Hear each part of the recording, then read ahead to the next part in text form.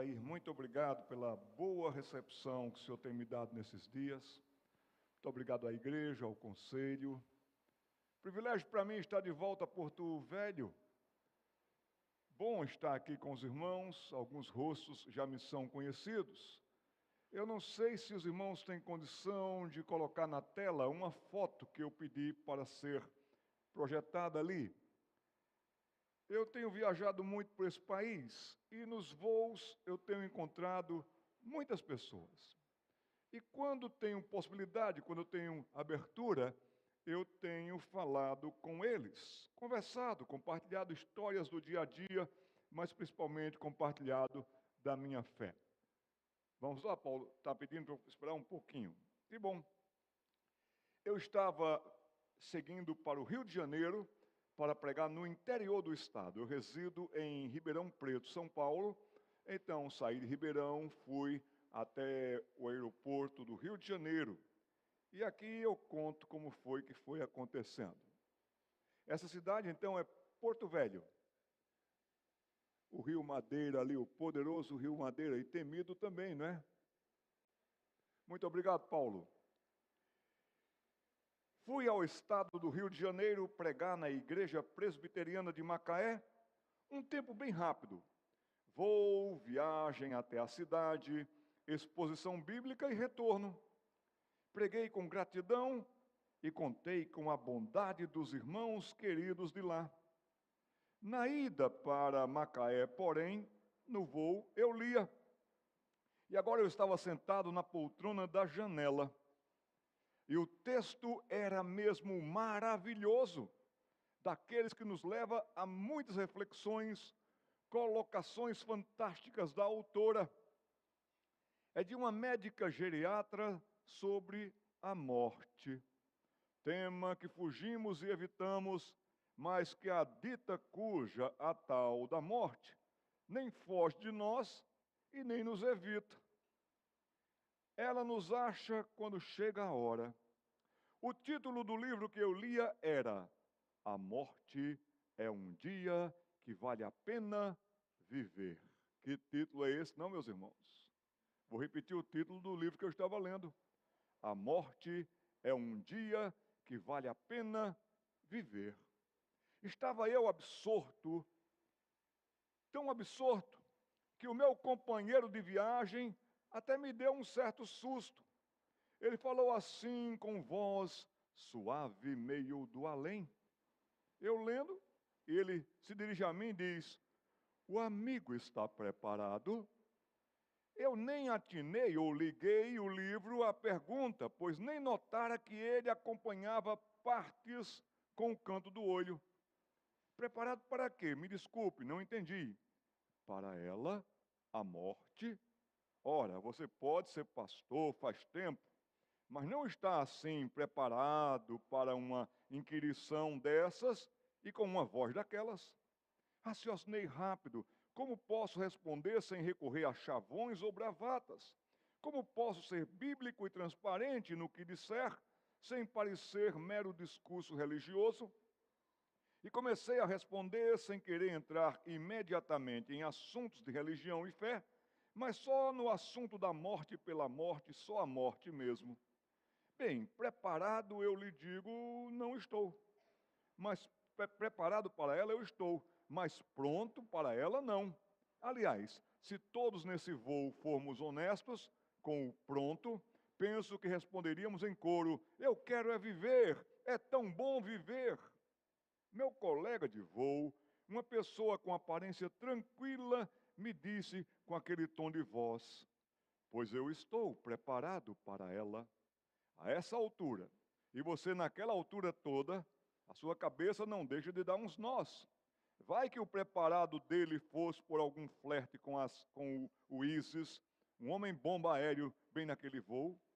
Nesse mundo de hoje, esteja você preparado para tudo. Mas o preparado do meu novo amigo, Bernardo, o nome dele, era só mesmo espiritual. Ufa! E eu quis saber dele: como é que você está preparado, Bernardo? Eu acredito na reencarnação. E eu lhe disse: Mas aí você não deveria estar preparado para a morte, mas para as muitas mortes, pois terás várias, não é? Ele ficou intrigado. Como assim? E eu prossegui. Você professa alguma religião? Sou católico. Bem, pelo que eu saiba, os católicos não advogam a reencarnação, não os que eu conheço. Advogam a ressurreição. Recitam o credo, como nós também recitamos. Creio na ressurreição. Ele, pois eu acredito, sou católico, mas acredito na reencarnação. Eu, é isso que você realmente crê?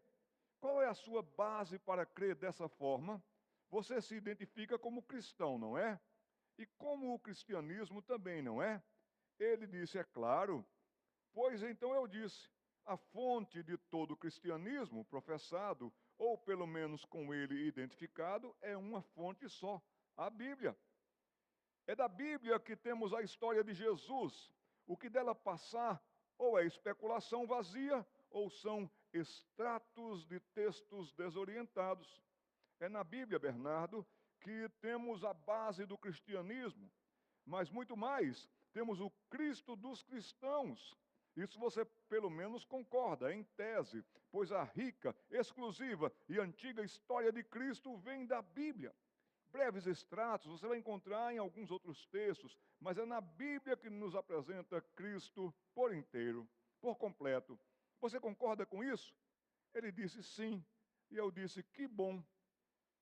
Ele me arguiu.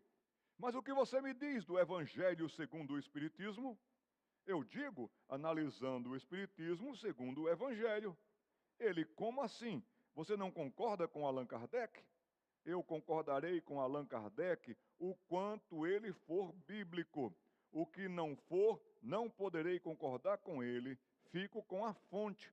Ele me disse, explique-me melhor. Eu lhe disse, explicar? Eu não. Você já disse que está preparado? Não, rapaz, não é bem assim. Agora eu estou curioso. Então, está bom. Só para ficarmos no seu assunto, reencarnação, quando Allan Kardec menciona, ensina, trata de reencarnação, ele está além e aquém da Bíblia. Ele precisa das linhas tanto do hinduísmo e precisa de partes do budismo, e além do mais, reencarnação não está nos evangelhos, mas sim ressurreição. Para ela eu estou preparado por causa de quem eu creio.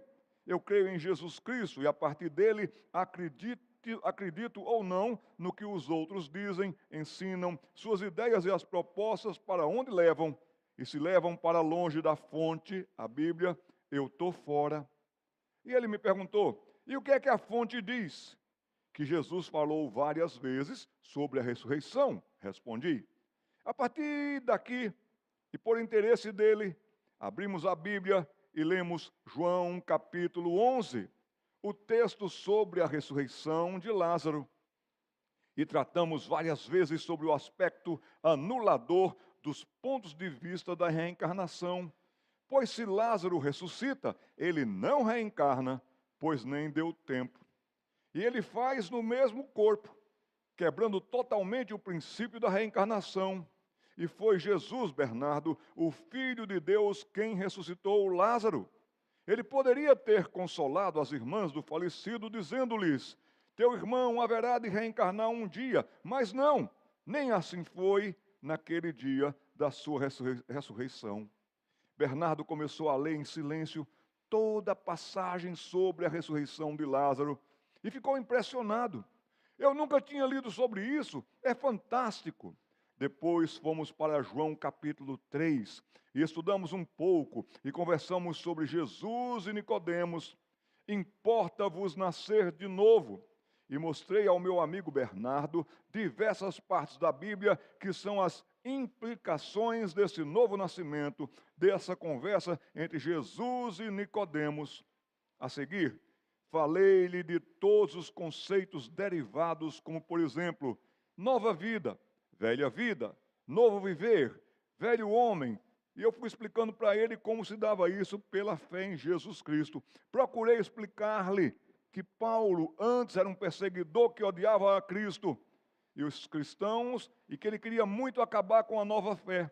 Mas quando foi convertido, ele passou a pregar a palavra e a salvação, remissão de pecados e redenção que há em Cristo. Disse para Bernardo, que foi Paulo quem também nos orientou, divinamente inspirado por Deus, que quem está em Cristo é nova criatura. As coisas antigas passaram, foram perdoadas, e que agora, daqui para frente, tudo se fez novo. Já estávamos chegando. Bernardo queria ler mais a Bíblia e me disse: vou ler mais a Bíblia, vou procurar mais a Bíblia. E eu disse isso e concluí: assim você terá motivos para acreditar certo, se crer na pessoa certa. Cristianismo, Bernardo, não é o que dizem de Cristo, é o que ele diz e afirma sobre si. Eu sou a ressurreição e a vida. Quem crê em mim, ainda que morra, viverá. E todo o que vive e crê em mim não morrerá eternamente. Creis isto? Perguntou Jesus. Bernardo ficou um tempo pensativo sobre tudo isso que lemos. Passei a mão por seu ombro e disse: meu novo amigo Bernardo, creia em Jesus Cristo, o poderoso Filho de Deus, e Senhor sobre todos e também sobre a morte. E você acreditará que a vida vale a pena hoje, e que a morte jamais lhe vencerá. Nenhuma, nem duas, nem 200 vezes, ou tantas quantas forem as vezes que lhe disseram extra Bíblia. Bernardo é obra completa de um Cristo completo, perfeito no que diz e faz. E ele continua perdoando e salvando pecadores hoje, concedendo-lhes uma nova e plena vida, um novo viver, aqui, agora e para todo sempre. E eu lhe pergunto: crês tu nisso? Crês em Jesus Cristo? A maneira como você crê em Jesus vai fazer toda a diferença para a sua vida.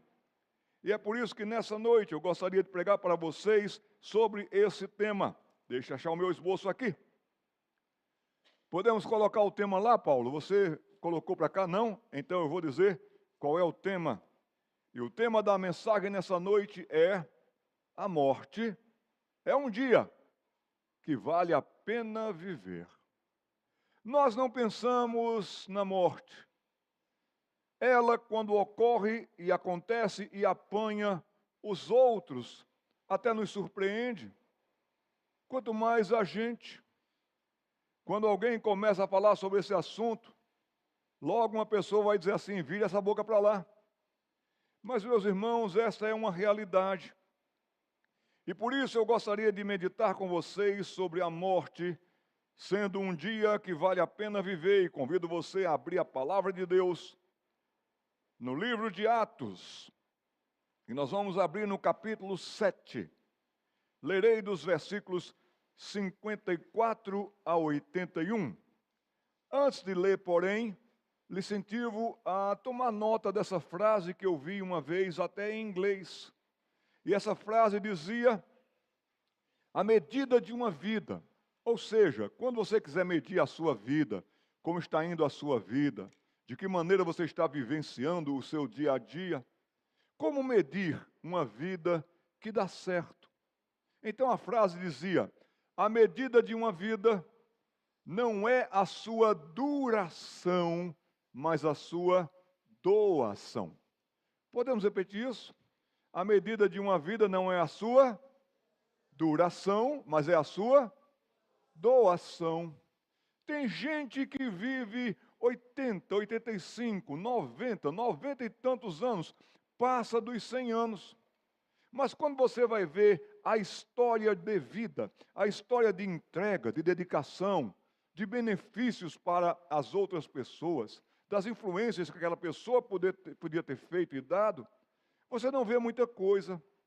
Parece com aquela árvore que Jesus olhou de longe e as folhas estavam parecendo que tinha frutos. Mas quando ele chegou lá, procurou atrás das folhas e não tinha nada a não ser aparência. E Jesus então amaldiçoou aquela árvore. Vocês conhecem a história. A sua vida tem frutos, fruto de justiça, fruto de santidade, fruto da luz, fruto de verdade. Você anda como nova criatura em Cristo? Será que as pessoas veem em Cristo em você a esperança da glória? Você tem feito bem ao próximo? Você tem servido ao Senhor com alegria? Tem gente que dura muito tempo, mas a história de vida que conta para que as pessoas imitem a você e a mim, você procura, procura e não encontra nada. Tem até alguns crentes que eu chamo de crentes dura-céu. Eles duram, duram, duram e depois vão para o céu. Mas a história, como foi? Enquanto isso, você pode encontrar uma pessoa com 30 anos, 26 anos, como foi o caso de uma ovelha que eu tive no Recife, viveu apenas 26 anos, nem teve o privilégio de casar, foi assassinada em um assalto antes. Mas a vida de Rafaela foi uma vida tão bonita, que ela era dentista num local bem do interior de Pernambuco. E ela atendia aquela população com tanto amor, com tanto zelo, com tanto esmero, que as mães faziam fila para pegarem o privilégio, eu diria assim, de marcar uma consulta com a doutora Rafaela, porque as crianças a amavam e ela a todos tratava muito bem. Quando chegou o dia da notícia da morte da Rafaela, a cidade lá do interior parou e as pessoas foram à prefeitura pedir um ônibus para virem homenagear com a sua presença no funeral da Rafaela com gratidão por uma linda história de vida. Rafaela se doou. Você está se doando? Tem muita gente que infelizmente não está se doando, está se doendo. Não gostei do que esse pastor falou, vou mudar de igreja. Não venho mais e tal. Meus irmãos, deixemos de ser sensíveis nessa sensibilidade que não ajuda a nada. E nessa noite falemos, Senhor, tem misericórdia de mim, pecador. E faça uma oração como também o salmista fez. Vê se há em mim algum caminho mau e guia-me pelo caminho eterno. Vocês assistiram o filme O Resgate do Soldado Ryan?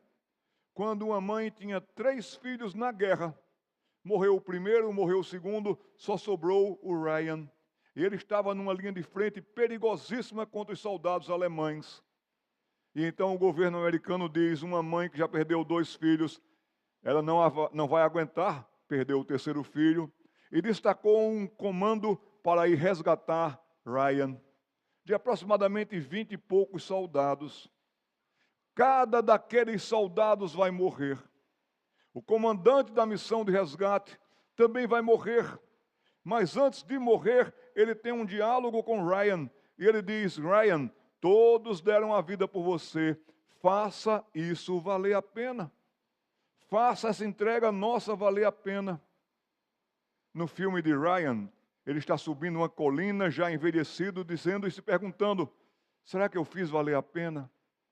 Meu irmão, nós não temos mais o dia de ontem. O amanhã não nos é certo, é uma esperança, é uma expectativa. O que nós temos é hoje. Como foi o seu dia em tempos e termos de doação, de bondade com as pessoas, de compartilhar de Cristo, de falar de Cristo? E nesse momento agora, então, eu quero ler o texto com vocês, Atos capítulo 7, versículos de 54 até a primeira frase do capítulo 8. E nos diz assim um texto. Estevão está diante do Sinédrio, que tinha poder de julgamento para entregar alguém para Roma para ser morto. Ou, em critérios religiosos, eles poderiam até apedrejar alguém, que é o que vai acontecer aqui, e vocês conhecem a história. Ouvindo eles isto, ouvindo o quê? Volte à página e você vai para o capítulo 7. Não desmarque o texto que nós estamos lendo, mas no capítulo 7 começa dizendo a defesa de Estevão. Então lhe perguntou o sumo sacerdote, é porventura isso assim? Agora, eu diria que isso que está em negrito na sua Bíblia, não é nem tanto a defesa de Estevão. Ele não está se defendendo, ele não está tentando se livrar de complicações, nada disso. O melhor título para esse capítulo 7 seria a defesa que Estevão faz do Evangelho. A defesa que Estevão faz do Evangelho. Porque ele vai dizer aqui ao sumo sacerdote, na frente de todo o sinédrio, toda a história bíblica. Versículo 2, ele vai dizer, varões, irmãos e pais, ouvi, o Deus da glória apareceu a Abraão. E ele começa com Abraão e ele vai discorrendo toda a história da redenção, de como Deus preparou toda a história da redenção, que de Abraão, passando por Moisés, passando por Davi, e assim ele vai discorrendo a história da redenção, até que ele chega a Jesus Cristo, o Senhor. E ele então diz que toda a história, todos os antepassados de Davi, por exemplo, culminam na pessoa e obra de Jesus Cristo.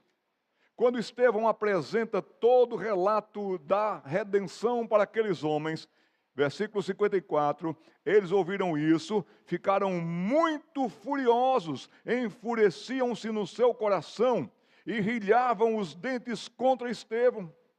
Ficaram com tanta raiva de Estevão que estavam parecendo cachorros furiosos quando estão para atacar.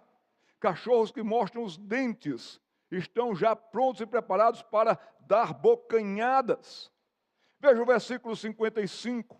Mas Estevão, cheio do Espírito Santo, fitou os olhos no céu e viu a glória de Deus e Jesus que estava à sua direita. E disse Estevão: eis que vejo os céus abertos e o Filho do Homem em pé à destra de Deus.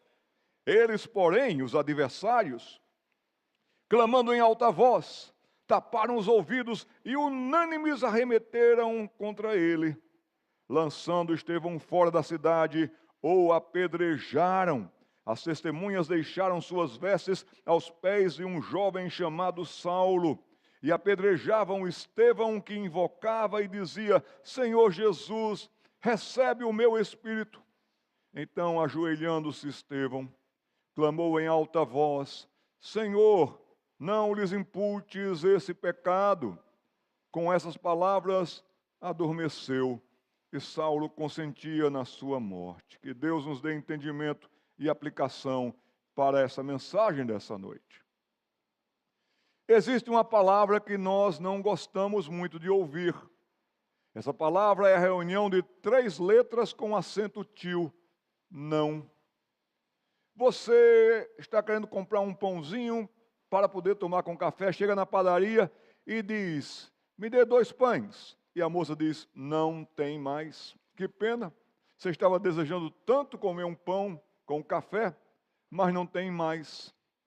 Quero fazer uma pergunta a vocês. Não é difícil. João se apaixona por Ritinha. E João então cria coragem e vai pedir Ritinha em namoro. Ele coloca a melhor roupa, ele coloca perfume, ele vai todo decidido para a casa da Ritinha. E chega para Ritinha e diz: Ritinha, eu tenho tanto para te falar, mas com palavras não sei dizer, Ritinha. Como é grande o meu amor por você, Ritinha. Ritinha, você quer namorar comigo? As Ritinhas aqui presentes respondam qual foi a resposta para João. Ritinha, quer namorar comigo? Olha como a mulher é mal, tá vendo? Diz assim: não, com gosto. Coitado do João, voltou tão triste para casa. Eu vou ser um pouco mais agora direto e objetivo. Alguém aqui tem uma nota de R$200 sobrando na sua bolsa, na sua carteira? Alguém tem? Não. Eu vou ser ainda mais incisivo. O Palmeiras tem mundial? Ah, como a palavra não é difícil, né, meus irmãos? Mas nessa noite eu quero pegar a palavra não e quero mostrar para mim e para você 7 bênçãos que nós temos com a palavra não. Diga, Paulo, o que é que você está fazendo sinal? Ah, muito obrigado. A morte é um dia que vale a pena viver. O tema da mensagem. Obrigado, Paulo. 7 vezes em que a palavra não é uma bênção para mim e para você. Primeiro não, que nós temos, que é uma bênção para mim e para você. Estevão não se intimidou. Estevão não se intimidou. Ou seja, Estevão não olhou para as pedras. Vocês viram no texto que aquele homem estava diante de pessoas furiosíssimas, raivosas, mas Estevão, que viu eles pegando as pedras, não se intimidou. Estevão não olhou para as pedras, mas quem sabe você está se inibindo diante de pessoas que criticam sua fé, criticam o seu Cristo, criticam o Evangelho, e você fica inibido para não testemunhar. E você fica envergonhado, envergonhada. Paulo dizia, eu não me envergonho do Evangelho, porque ele é o poder de Deus. Meu irmão, minha irmã, não provoque ninguém, não irrite ninguém, mas quando alguém lhe pedir razão da esperança que você tem em Jesus Cristo, que você não se intimide e que você fale, mas também quando o precioso e santo nome de Jesus estiver sendo colocado em situação de desonra, defenda a fé em Jesus Cristo, defenda em quem você crê e o que você sabe. Estevão fez uma defesa linda da fé. Vale a pena essa semana você ler Atos capítulo 7. E você vai ver como aquele homem tinha consciência da sua fé. Como ele vivia por fé, e uma fé que é histórica, uma fé que é bíblica, uma fé que é consistente. As pessoas acreditam em qualquer coisa, acreditam em superstição, acreditam em ideias absurdas. Há um templo na Índia em que as pessoas vão pedir as bênçãos do rato, porque acreditam que aquele Deus rato haverá de abençoar as suas vidas. E aquele templo é infestado de roedores, infestado de ratos. E você leva então uma vasilha de leite, e os ratos amam beber leite. Então coloca-se numa grande tigela ali, e os ratos vêm, e os ratos estão bebendo, todos eles naquela tigela, e você vai lá e coloca a sua canequinha, e você bebe daquele leite, dizendo, ó Deus rato, me abençoe. As pessoas creem nisso. Na Índia, tem um rio que ele separa 2 estados. A crença nesse estado aqui é que todo animal, toda pessoa que morrer, deve ser lançada no rio, para que as águas conduzam aquele ser para a eternidade. E desse lado daqui, as pessoas creem que para serem perdoadas, tem que beber 7 goles da água daquele rio. É o mesmo rio. E pessoas jogam cadáveres de animais mortos. Morreu um cachorro, morreu um sapo, morreu um rato, e eles jogam no rio. E você pode ver animais flutuando, as carcaças sendo levadas pelo rio, e do lado de cá, as pessoas bebendo daquela água, pedindo perdão.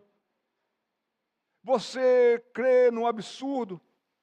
Ou a sua fé tem consistência no Cristo histórico, no Cristo vencedor, no Cristo cumpridor da palavra de Deus? Não se intimide do Evangelho, ele é o poder de Deus.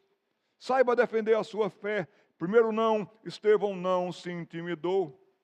Segundo não, que foi uma bênção para Estevão, e que seja para mim e para você nessa noite, Estevão não se calou. Estevão não se calou, ou seja, Estevão tinha o que dizer.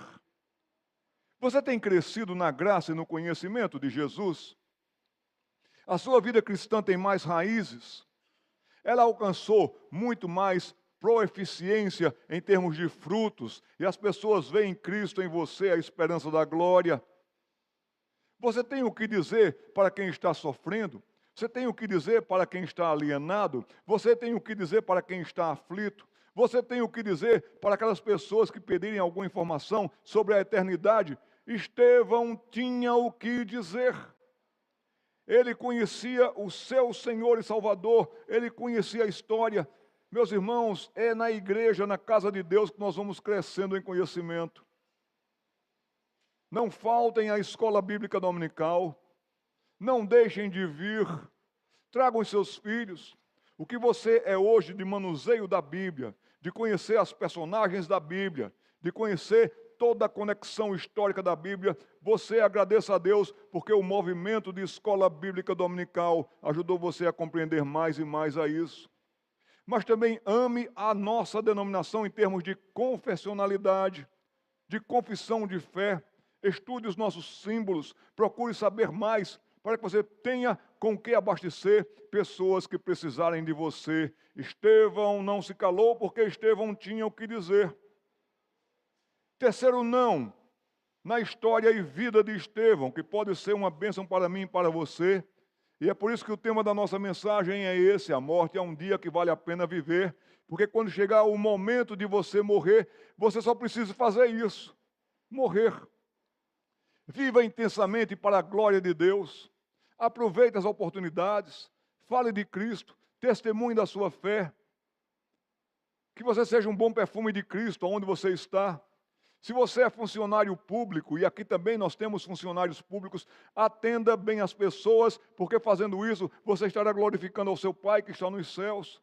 Porque as pessoas verão as suas boas obras em termos de serviço, de prestatividade, de bondade, de atenção, e verão uma diferença em você.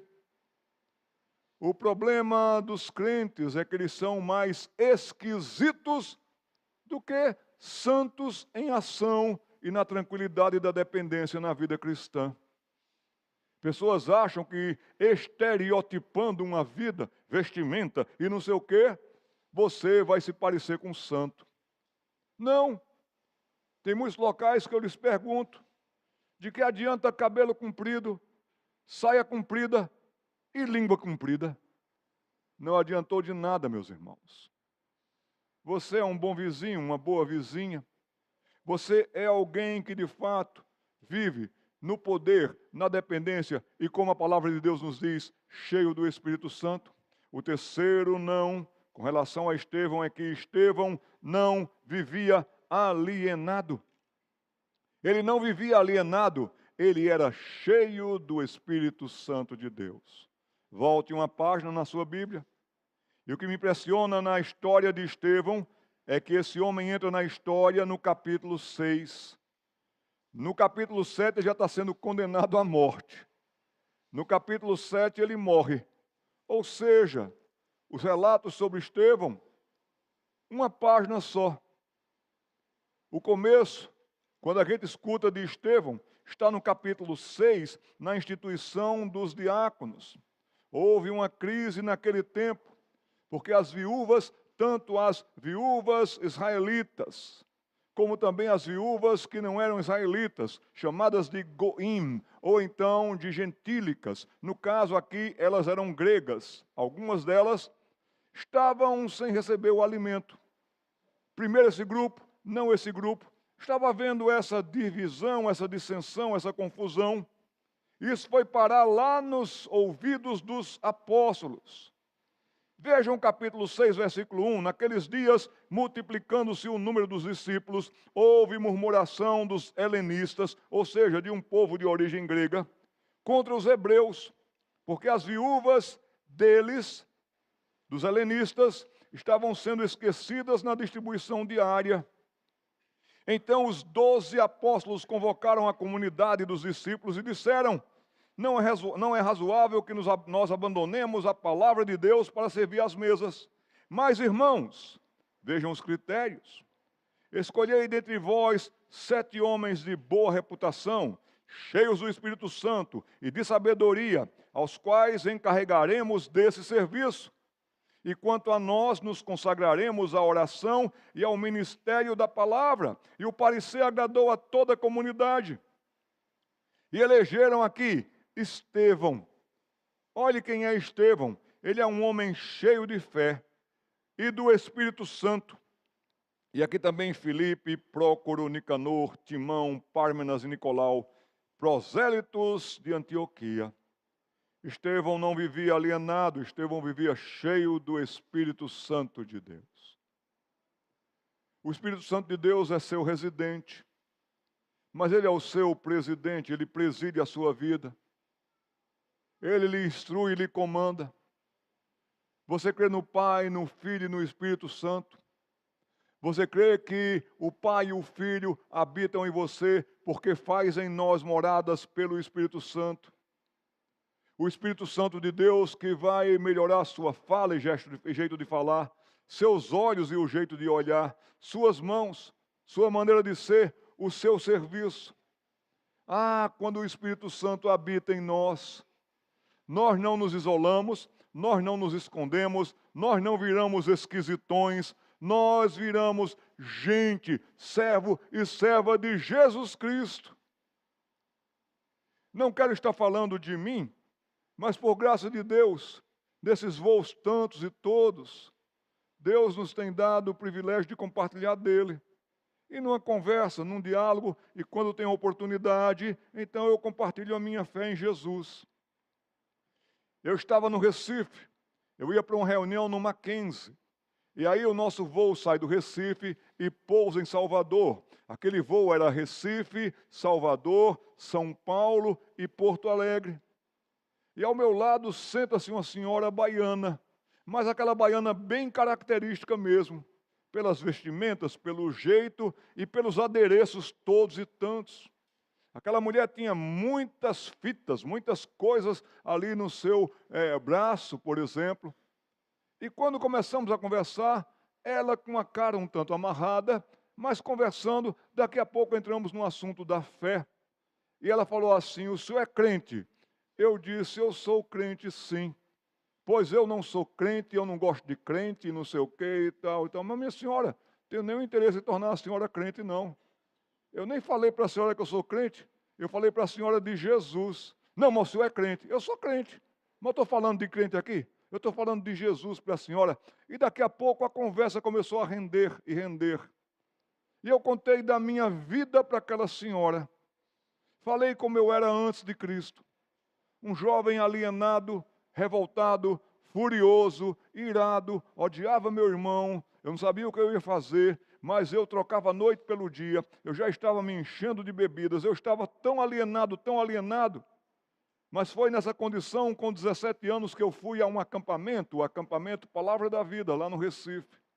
E lá eu encontrei Jesus. E vocês sabem que tem algumas coisinhas que estão ali naquela bolsinha que tem na frente, aquele bolsão que tem na frente do encosto, da cadeira da frente. E eu peguei aquele saquinho que tem para indisposição, e eu tirei uma caneta do meu bolso e disse: minha senhora, antes de Jesus eu era assim.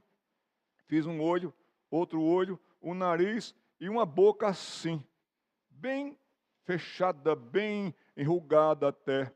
Eu era assim, minha senhora. Mas quando eu tinha a alegria do momento, dinheiro no bolso, festança, e isso e aquilo outro, virei ao outro lado e eu fiz o rostinho, o olhinho e tudo mais, e fiz o sorriso assim. Aí eu tirei o meu relógio, quando eu tinha isso, quando eu tinha aquilo outro, tirei umas moedas do bolso, quando eu tinha dinheiro, aí eu estava satisfeito, aí eu mostrava o rostinho feliz. Mas quando a situação virava na minha vida, minha senhora, e eu fiz assim, e caiu foi tudo. Eu voltava a ser assim. Eu não me sustentava de pé. Colocava aquele saquinho assim, ele voltava. Voltava. Essa era a minha vida. Mas sabe o que aconteceu? Algo poderoso como uma rocha viva.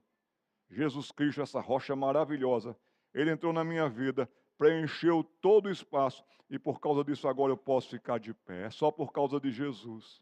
Já estávamos pousando no aeroporto de Guarulhos. Quando pousamos, eu me despedi dela. Eu disse: minha senhora, faça uma boa viagem, aproveite bem lá o seu tempo em Gramado, vai ser tudo de bom para a senhora, tá bom? E quando eu ia saindo, aquela mulher me puxa pelo braço, que se eu não me seguro, eu caio. E quando eu vejo isso, ela me puxa e me segura na camisa assim e diz: o senhor não pode ir para Porto Alegre conversando comigo.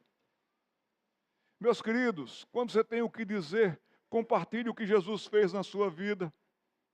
Eu não posso converter ninguém, mas o que eu posso falar é do que Cristo fez, de quem eu era e de quem agora eu, por graça, sou em Cristo. Igual aquele cego que Jesus curou a sua visão, fazendo lodo no rosto dele, e ele foi se lavar no tanque, e perguntaram para aquele homem: quem foi que lhe curou? Ora, mas que pergunta mais imbecil e idiota. Como é que vão fazer uma pergunta, um retrato falado? Vão pedir um retrato falado a um cego, gente? E aquele homem diz: quem me curou eu não sei, mas uma coisa eu sei, eu era cego, mas agora eu vejo. É Jesus quem faz isso em nós. E agora Ele nos dá o Espírito Santo para podermos viver, ser para a glória dEle. temos um quarto não. Nós já vimos que ele não se intimidou, nós já vimos que ele não se calou, nós já vimos que ele não vivia alienado. Estevão não devolveu as pedras. Ah, é assim? Enquanto levava uma pedrada, pegava e acertava no outro e tudo mais e tal. Não, Estevão não devolveu as pedras. Deus não quer que você seja uma pessoa intransigente, irritada, briguenta. Meu querido, minha querida, você não precisa estar devolvendo as pedras, brigando com ninguém, discutindo com ninguém. Estevão não devolveu as pedras. Um quinto não, de 7. Estevão não encontrou o céu fechado. Estevão não encontrou o céu fechado. Lembra que agora eles estão furiosos contra ele, o arrastaram para fora da cidade. Mas vejam aqui o que ele vai dizer nesse contexto todo, versículo 56 do capítulo 7. Estevão disse: eis que vejo os céus abertos, e eu vejo o Filho do Homem em pé à destra de Deus. O céu não está fechado para um filho de Deus, para uma filha de Deus. O autor aos Hebreus lhe diz e me diz que nós temos acesso ao trono da graça de Deus, e Deus nos acompanha, e Deus está conosco. John Patton foi um jovem escocês que ainda nos dias de juventude, ele ouviu falar dos canibais que estavam lá numas ilhas para o lado da Austrália. Chegava a gente, os canibais pegavam, matavam e até devoravam. E John Patton, em oração, começa a ser compelido para falar de Cristo para eles. E começa a percorrer as igrejas da Escócia, falando que Deus o está chamando para ir para as Ilhas Novas Hébridas, para falar de Cristo para aquelas ilhas, para aqueles povos lá. E um presbítero disse: menino, você está louco? Você está louco, menino? Pois eles vão te devorar. E ele disse: não, eu não estou louco, não. Se eles me devorarem, eu pelo menos estarei a serviço do Senhor. Mas se o Senhor ficar aqui e eu também, quem vai devorar a gente são os vermes. Então, entre vermes e gente, qualquer pessoa, eu vou servir a Cristo. Estevão não encontrou o céu fechado, e enquanto John Patton estava lá, um dia os canibais o cercaram. Ele não tinha para onde correr, não tinha para onde fugir, mas na autoridade e poder do Espírito Santo ele disse: abram que eu vou passar. Eu sou invencível e imortal até o dia que Deus queira. Que consciência bonita de vida cristã. E sabe que muitos daqueles nativos se converteram com a mensagem de John Patton e parou com essas práticas, parou com tudo isso, e eles se tornaram novas criaturas. Um dos que mais ameaçava John Patton, quando estava bem doente, quis ser levado para perto da cabana da casa de John Patton para dizer: eu quero morrer perto de um homem santo de Deus. Estevão não encontrou o céu fechado. Sexto não. Estevão não deixou a tarefa pela metade. Estevão não deixou a tarefa pela metade. Quando nós somos introduzidos a esse homem, Estevão, quando no capítulo 6 nós ficamos sabendo da sua história e detalhes da sua vida, ele já está em ação, ele já está servindo, ele já está colaborando, ele já está no meio do povo de Deus. Quando ele é arrastado para o sinédrio, ele está testemunhando, ele não está perdendo tempo, ele está realmente servindo. O que você está fazendo com a sua vida, com a sua história? Deixando o tempo passar? Deixando para amanhã? Está vivendo uma vida de maneira que está ficando monótona na fé?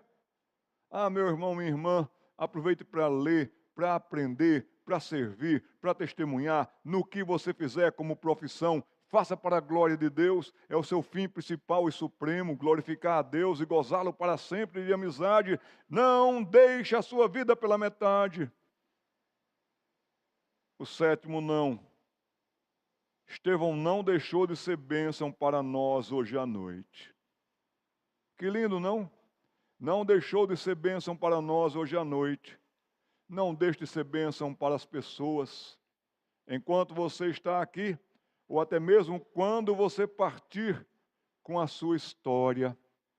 2000 anos já se passaram e esse homem faleceu.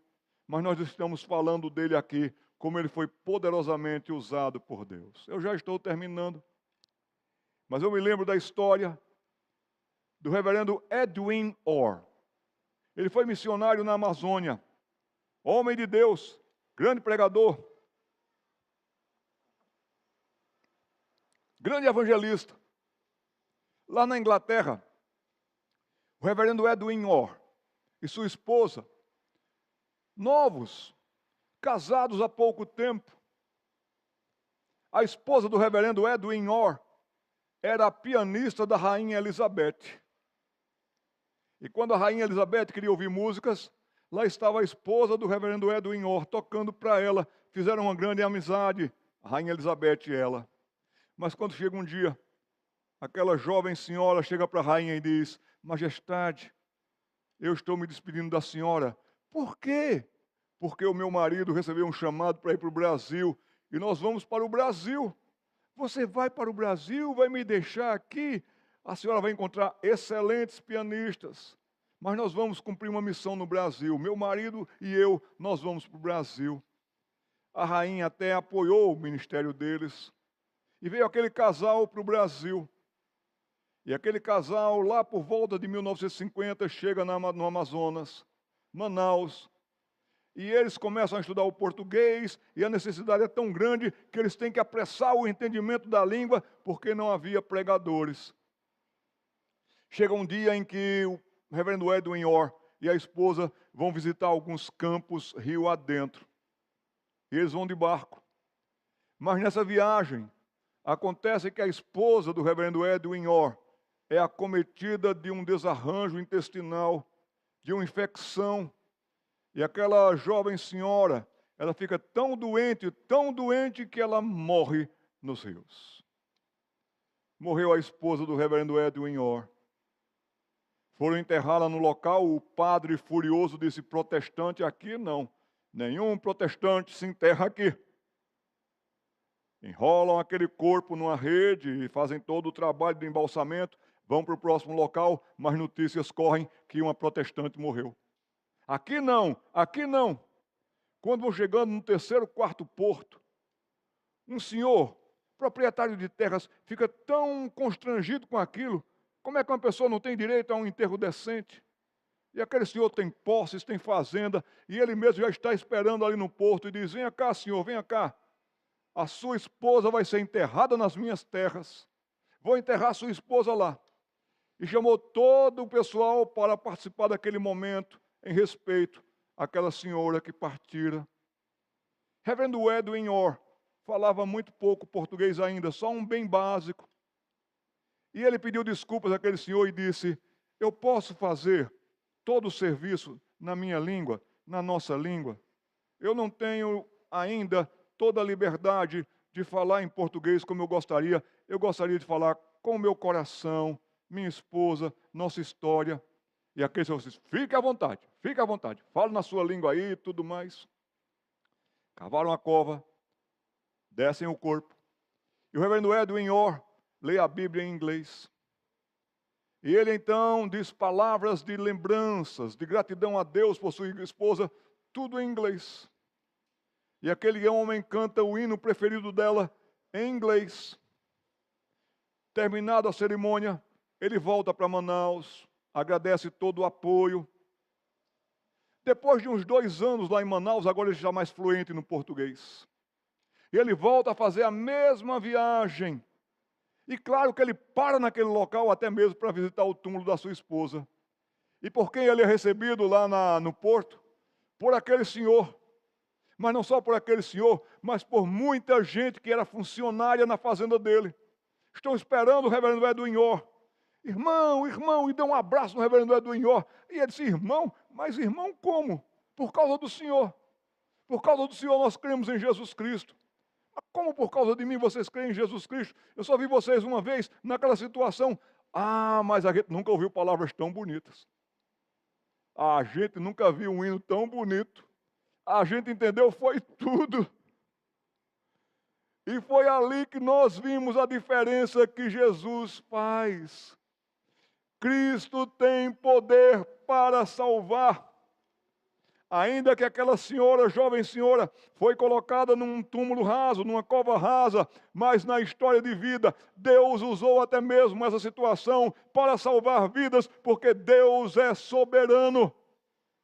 Então faça a sua vida valer a pena, em português mesmo, em bom rondoniense, comendo banana frita com esse povo, falando de Jesus, faça a sua vida valer a pena. Lá fui eu para a Alemanha, tentar aprender aquele idioma para poder fazer o meu curso lá. Que língua difícil é o alemão, meus irmãos. Eu tenho certeza que no céu a gente não vai falar alemão, porque no céu não vai ter nem choro, nem ranger de dentes. Mas que língua difícil aquela, sofri bastante, mas por graça de Deus daqui a pouco consegui compreender a língua. Quando estava estudando o idioma, fiz um curso da língua na cidade de Bonn, que era a capital da Alemanha quando ela era dividida. Moramos com uma família de idosos. Um casal que nos acolheu, Otto Seiler e Francisca Seiler, meus queridos pais alemães por adoção. Morro de saudade deles, vou encontrar com eles na glória. Depois que estudamos lá, então fomos para perto de Frankfurt, onde eu fui fazer o meu mestrado em teologia. E quando foi um dia, voltando do seminário, tinha uma carta, uma correspondência, era do Herr Seiler, do Otto Seiler. Jader, Priscila, voltamos do médico, notícias não são boas. Francisca Seiler está acometida de um câncer voraz. Estamos apreensivos, mas esperançosos no Senhor. Orem por nós. Depois nós recebemos em um tempo uma segunda carta. Jader, Priscila, venham para Bonn depressa. Francisca quer se despedir de vocês. O tempo de partida dela está chegando. Fomos, era inverno, um frio tremendo lá fora. Naquela casa em Bonn estava Otto Seiler, Francisca Seiler deitada, o pastor da igreja e a esposa dele, minha esposa e eu. Nunca tivemos uma comunhão tão bonita, tão querida. Oramos, lemos a Bíblia, louvamos a Deus, choramos, nos abraçamos. E assim voltamos para perto de Frankfurt. Terceira correspondência. Jader, Priscila, o funeral de Francisca vai ser tal dia, tal hora, cemitério tal. Fomos para o funeral e fomos deixar Francisca Seiler no cemitério. Eu não sei porquê, meus irmãos, mas naquele momento me deu um quê de ler lápides. E eu comecei a ver as lápides e comecei a ler as lápides. E comecei a andar entre elas. Ali tinha um trecho bíblico, ali tinha um trecho de uma música, ali tinha fotos, e ali tinha alguma coisa, um poema. E eu fui andando entre as lápides, até que eu me deparei com aquela lápide, e eu olhei e disse: Priscila, minha esposa, me diga uma coisa, está escrito isso aqui mesmo que eu estou lendo? E ela leu, assustou e disse: está escrito, exatamente isso. Naquela lápide estava escrito assim: Leben und zu verlieren. Hat gekämpft und gekämpft, aber hat nicht gestorben. Aber hat nicht, perdão, vou ler de novo. Leben und zu verlieren. Hat gekämpft und gekämpft, aber hat immer verloren. Ist gestorben, aber ruht nicht. É tão triste que eu não vou nem traduzir para vocês.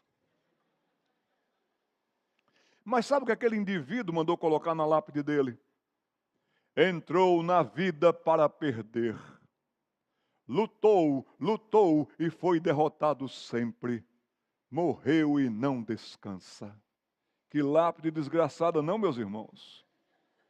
Eu fico imaginando ele entre tosses, entre acessos de falta de ar, dizendo: minha lápide, não esqueça da minha lápide, coloque lá, morreu e está lá. Entrou na vida para perder, lutou, lutou, foi derrotado sempre, morreu e não descansa.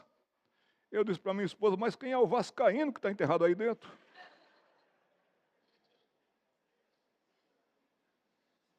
Mas, infelizmente, talvez essa lápide se reproduza cada dia mais aqui em Porto Velho.